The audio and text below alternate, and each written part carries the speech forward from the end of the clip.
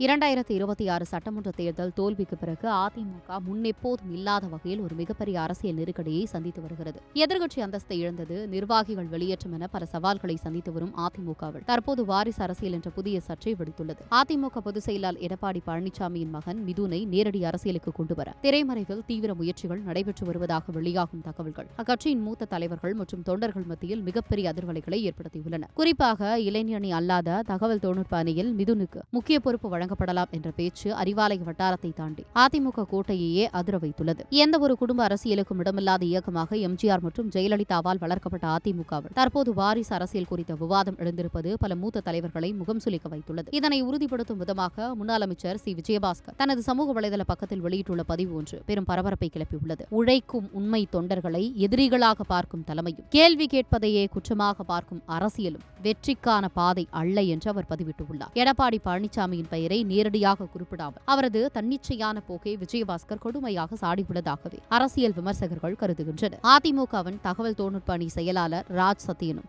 இந்த விவகாரத்தில் தனது அதிருப்தியை வெளிப்படையாகவே பதிவு செய்துள்ளார். தேர்தல் பின்னடைவு மற்றும் தொண்டர்களின் உழைப்பை குறைத்து மதிப்பிடும் போக்குகள் ஏற்கனவே பல வழிகளை தந்துள்ள நிலையில் தேவையற்ற புதிய விவாதங்களை உருவாக்குவது தவறு என்று அவர் கூறியுள்ளார்.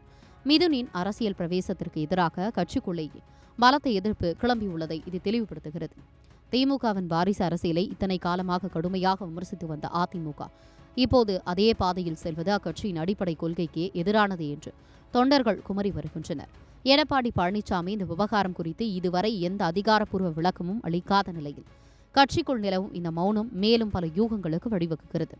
ஒருபுறம் பன்னீர்செல்வம், தினகரன் போன்றவர்களுடன் மோதல், மறுபுறம் தமிழக வெற்றி கழகத்தின் வளர்ச்சி என பல முனைகளில் அழுத்தங்களை சந்தித்து வரும் எடப்பாடிக்கு இந்த மிதுன் விவகாரம் ஒரு மிகப்பெரிய செக்காக மாறியுள்ளது. மூத்த தலைவர்களை அரவணைத்து செல்வாரா அல்லது வாரிசு அரசியலுக்கு பச்சை கொடி காட்டுவாரா என்பதுதான் இப்போதைய கேள்வி.